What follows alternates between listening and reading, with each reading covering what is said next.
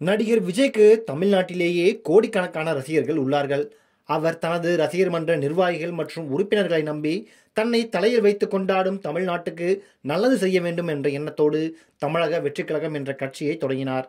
ஏற்கனவே அரசியல் களத்திலும் சரி, தேர்தல் களத்திலும் சரி அனுபவம் வாய்ந்த தமிழ்நாட்டை ஆட்சி செய்த கட்சிகள் உள்ளன.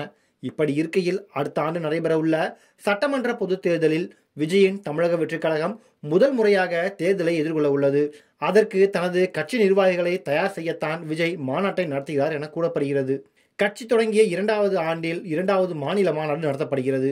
முதலில் இந்த மாநாட்டிற்கு விஜயின் திருமண நாளான ஆகஸ்ட் 25ஆம் தேதி தான் முடிவு செய்யப்பட்டது.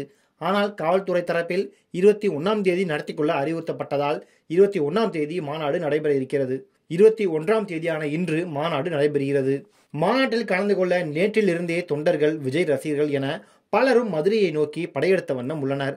இதில் பல்லாயிரக்கணக்கானோர் நேற்று இரவே மாநாட்டு திடலுக்கு அருகில் தங்கிக் கொண்டார்கள். மாநாட்டின் நிகழ்ச்சி நிரல்கள் மதியத்திற்கு மேல்தான் தொடங்கும் என்றாலும் விஜயை அருகில் பார்த்துவிட வேண்டும் என மேடைக்கு அருகிலும் இருக்கைகளுக்கு நடுவே விஜய் நடக்க அமைக்கப்பட்டுள்ள பாதையை ஒட்டியும் ரசிகர்களும் தொண்டர்களும் போட்டி போட்டுக்கொண்டு இருக்கைகளை பிடித்து அமர்ந்து கொண்டிருக்கிறார்கள். பலரும் மாநாட்டு திடலில் எடுத்த புகைப்படங்கள், வீடியோக்களை இணையத்தில் பகிர்ந்து வருகிறார்கள்.